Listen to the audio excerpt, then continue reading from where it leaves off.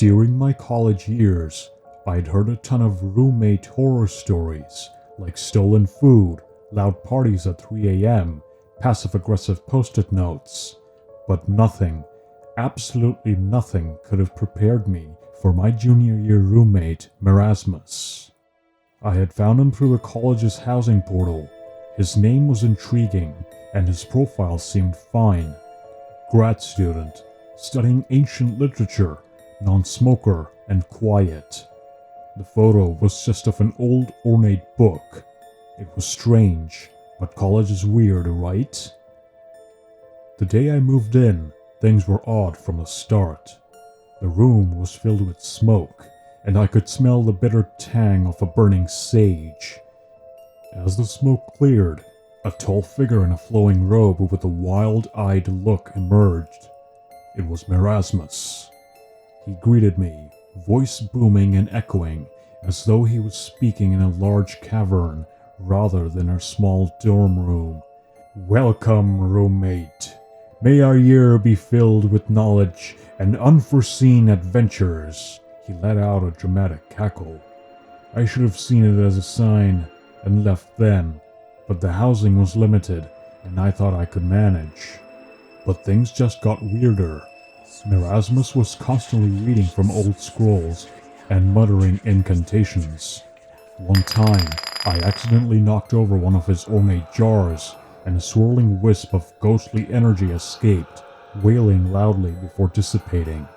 He was livid and ranted about releasing a spirit from the ancient world. I thought he was just being dramatic.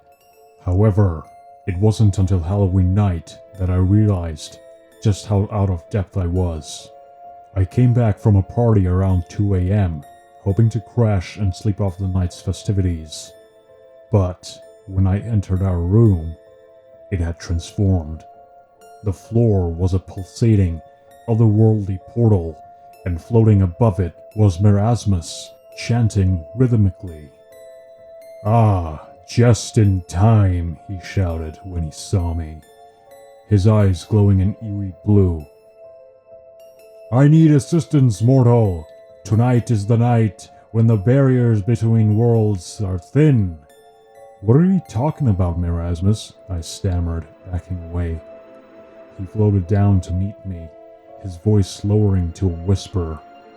"I have been trying to perfect a spell, one that would give me immense power, but I need a conduit, a bridge between worlds, and that bridge is you."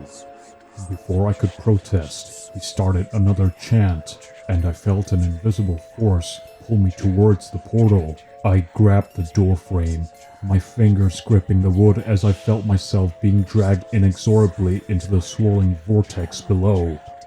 Suddenly, there was a loud bang, and the door burst open. Campus security stormed in, their flashlights piercing the dim room. One of them tackled Marasmus, dragging him away from the portal, which began to shrink and lose. Marasmus shouted incantations, trying to fend them off, but there were too many of them. They quickly subdued and handcuffed him. Breathing heavily, I thanked the officers. One of them, an older man with graying hair, looked at me with concern. "We've been getting complaints about him for weeks. Strange occurrences, things moving on their own, that sort of thing. We should have acted sooner." They took Marasmus away, and I later found out that he was sent to a special facility, and I quote, "for people like him." I just hope it's a mental asylum. To this day, I don't know if he was really a magician, a deranged individual, or something else entirely. As for me, I took a single room for the rest of the year. The occasional loud neighbor was my biggest new complaint, but honestly, after living with Marasmus, that was nothing.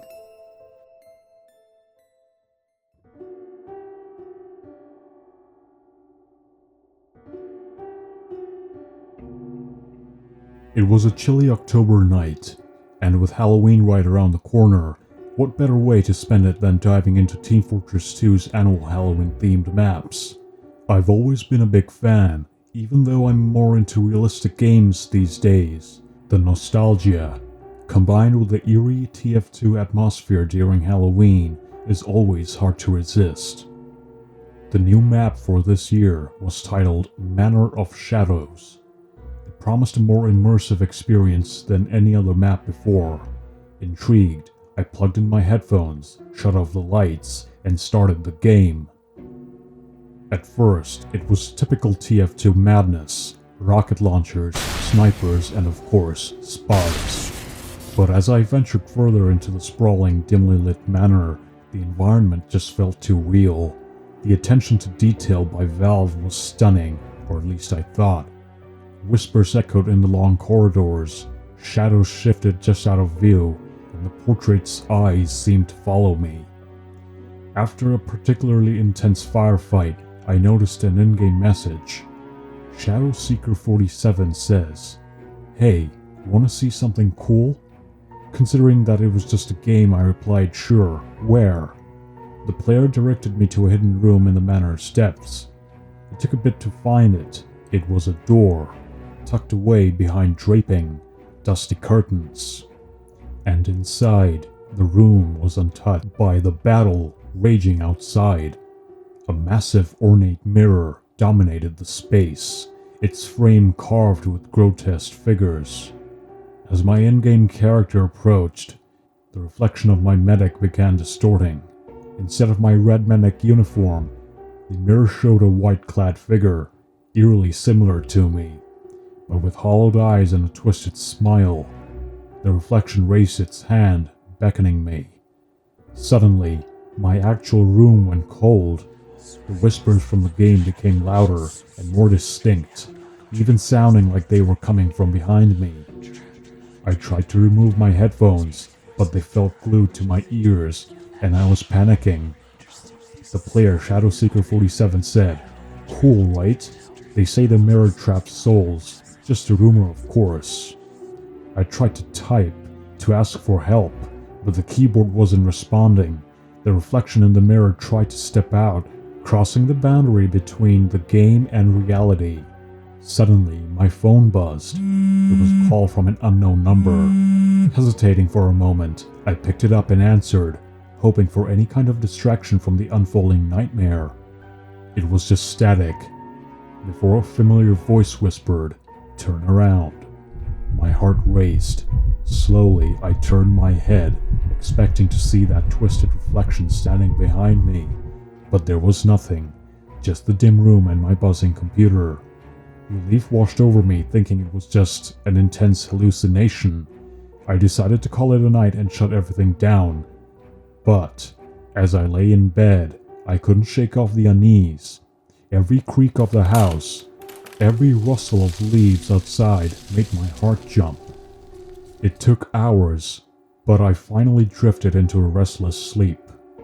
The next day after class, I did some digging. Manor of Shadows wasn't an official TF2 map. Further research showed forum posts from players who had experienced the same terror as I had. All the stories shared a common thread: the player, Shadowseeker47. Many believed it was just an incredibly well-made mod to give players a scare. Others swore it was something supernatural.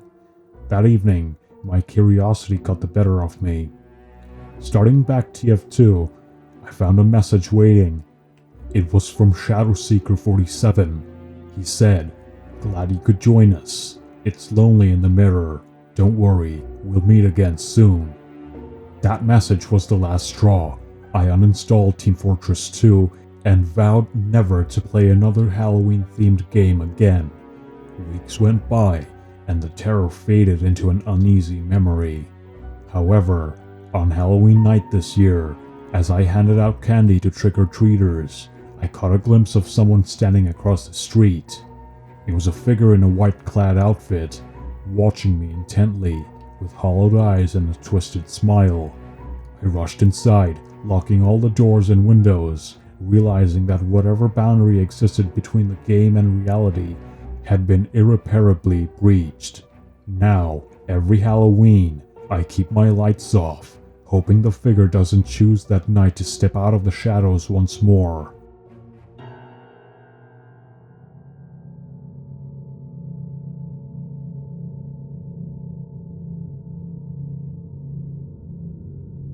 I am a 36-year-old mother of one. It was a typical Wednesday evening in Manhasset, New York. The setting sun cast a golden hue across the quiet suburban streets. Inside my home, the familiar sound of my 12-year-old son, Max, chatting with his friends on Discord provided a comforting background noise as I prepared dinner.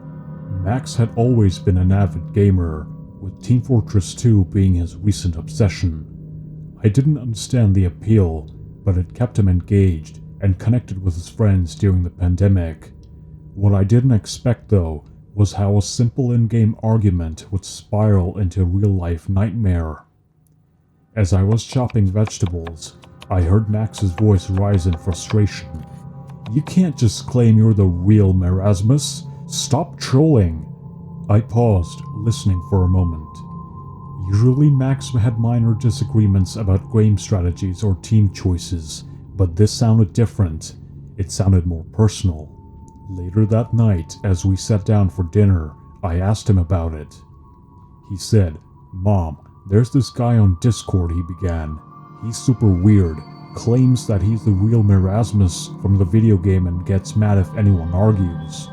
Trying to impart some online safety wisdom, I responded, "Just block him, honey. There's lots of strange people online. Best not to engage." Max agreed, and I assumed that was the end of it. But around midnight, a bone-chilling wind seemed to sweep through our house. A cacophony of unfamiliar and unsettling sounds echoed outside. Deep chants, ethereal wails, and the guttural utterances of a language I couldn't identify. Peering out of the bedroom window, my heart nearly jumped out of my chest. There, in the middle of the lawn, stood a tall figure in flowing robes. His arms were raised, and his voice, booming and powerful, carried the same unfamiliar language I had heard moments earlier. I recognized the description from Max's game. It appeared to be Merasmus. Frozen in shock, it took me a few moments to process the situation. What was a character from a video game doing outside my home? The line between reality and fiction seemed to blur. Max stood next to me, his face pale, and he said, "Mom, that's him. That's the guy from Discord." Snapping back to reality, I grabbed my phone and dialed 911. "There's a man outside my home, chanting and causing a disturbance," I told the operator, praying Merasmus wouldn't hear me. While waiting for the police, Max and I hid in the bathroom, listening intently to Merasmus's growingly agitated incantations. It felt like hours, though it was probably mere minutes. Suddenly, the chants were overpowered by sirens. The police had arrived.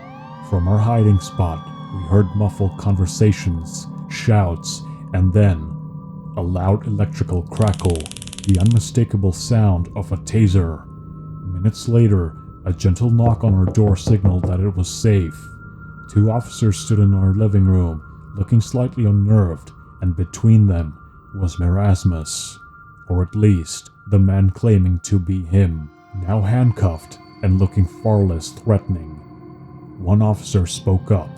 "Ma'am, this individual had no ID on him, claims his name is Merasmus, and keeps muttering about a betrayal in a game. We're taking him in for public disturbance and trespassing."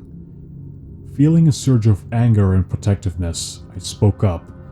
"I want to press charges. He threatened my son online and then showed up at our house. That's more than just a disturbance." The officer nodded. "We'll need your son's statement for that, and any evidence from the online interactions." The next couple days were a blur of police reports, statements, and a growing media frenzy around the Merasmus Manhasset incident. The man's real identity was discovered, a 42-year-old from another state with a history of online harassment. Though he was eventually charged and put behind bars, that incident left a deep scar on our family. Max stopped gaming for a while, and I invested into a top-tier security system. The reality is, the digital world is as real as our physical one, and sometimes the monsters we encounter online can step out of the screen and into our doorsteps.